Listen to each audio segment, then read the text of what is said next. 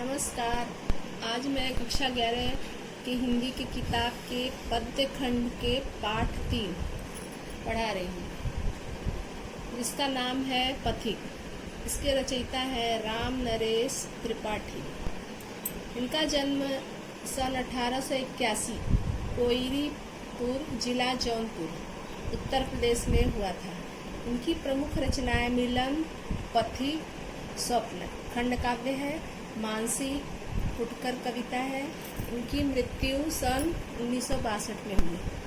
राम नरेश त्रिपाठी छायावाद पूर्व की खड़ी बोली के महत्वपूर्ण कवि माने जाते हैं। आरंभिक शिक्षा पूरी करने के बाद स्वाध्याय से हिंदी, अंग्रेजी, बांग्ला और उर्दू का ज्ञान प्राप्त किया। उन्होंने उस समय के कवियों के प्रिय विषय समाज सुधार के स्थान पर रोमांटिक प्रेम को कविता का विषय बनाया।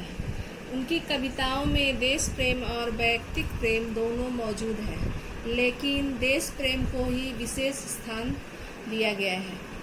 कविता कौमुदी 8 भाग में उन्होंने हिंदी, उर्दू, बांग्ला और संस्कृत की लोकप्रिय कविताओं का संकलन किया। इसी के एक खंड में ग्राम गीत संकलित है, जिसे उन्होंने गांव-गांव घूमकर एकत्रित किया था। यहाँ पर एक पथिक शीर्षक खंड काव्य के पहले सर्ग लिखे हैं, जो इस प्रकार है।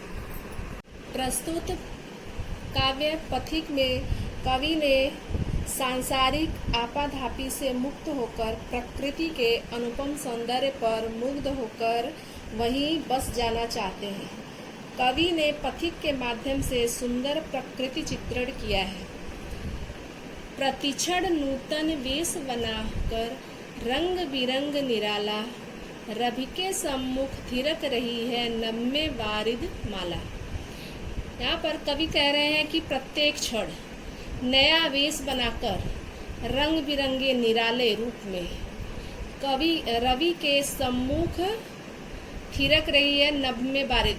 आसमान में सूर्य के सामने अलग अलग रूप रंग बिरंगे में रूप धारण करके बारिश की बूंदें दिखाई दे रही है। नीचे नील समुद्र मनोहर, ऊपर नील गगन है।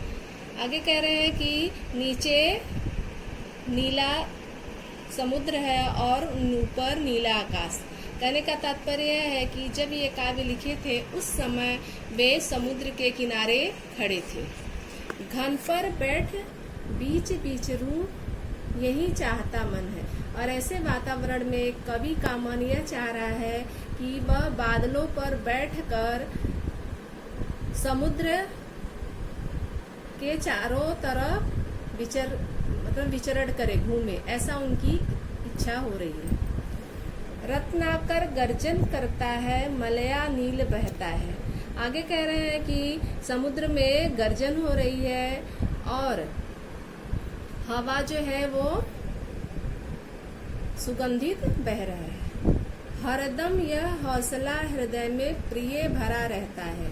और वह अपने प्रिय को संबोधित करते हुए कह रहे हैं कि उनके हृदय में ये आवाज, मतलब समुद्र की आवाज और बहती हुई हवा हमेशा एक हौसला भर देती है।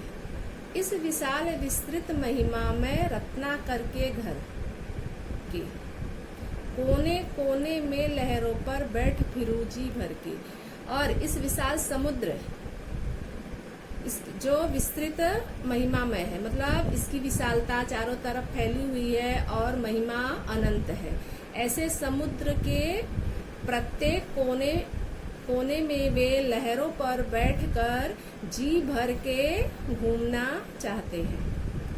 निकल रहा है जलनिधि तल पर दिनकर बिंब अधूरा। और वह समुद्र के किनारे खड़े हैं, उस समय सूर्योदय हो रहा है। तो ऐसा प्रतीत हो रहा है जैसे जलनिधि के निचले हिस्से पर सूर्य की प्रतिमा जो है वो अधूरा दिखाई दे रहा हो। कमला के कंचन मंदिर का मानो कांत कंगूरा। और वह दृश्य ऐसा प्रतीत हो रहा है जैसे लक्ष्मी माता के सोने के मंदिर का कंगूरा ऊपरी हिस्सा दिखाई दे रहा है। लाने को निज पूर्ण भूमि पर लक्ष्मी की असवारी, रत्नाकर ने निर्मित करती स्वर्ण सड़क अति प्यारी। और वह जो लक्ष्मी का मंदिर है, ऐसा लग रहा है कि समुद्र जो है लक्ष्मी माता की सवारी को धरती पर लाने के लिए स्वर्ण के सड़क बना दी हो। निर्भय दृढ़ गंभीर भाव से गरज रहा है सागर।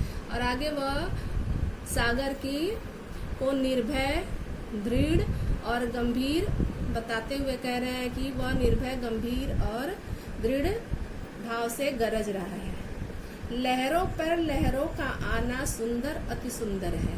और उस पर लहर अपने मनमाने ढंग से बह रहा है और ऐसा लग रहा है कि वह अत्यंत सुशोभित हो रहा है। उसे देखकर मन हर्षित हो रहा है। कहो यहाँ से बढ़कर सुख क्या पा सकता है प्राणी। फिर से वह अपने प्रिय को संबोधित कर रहे हैं कि ऐसा दृश्य, ऐसा प्राकृतिक दृश्य देखकर जो प्रत्येक मनुष्य अगर प्रसन्न नहीं हुआ तो वह दुनिया में कुछ भी देखकर प्रसन्न नहीं हो सकता। अर्थात प्राकृतिक दृश्य अर्थात ये अत्यंत सुख देने वाला दृश्य है। इससे बढ़कर प्राणी को कहीं भी सुख प्राप्त नहीं होगा। अनुभव करो हृदय से हे अनुराग भरी कल्याणी। वह अपनी प्रिय को कह रहे हैं कि इसे तुम अनुभव करो। कैसे अनुभव करो? हृदय से, क्योंकि यह दृश्य अत्यंत सुशोभित है, अत्यंत सुख देने वाला है।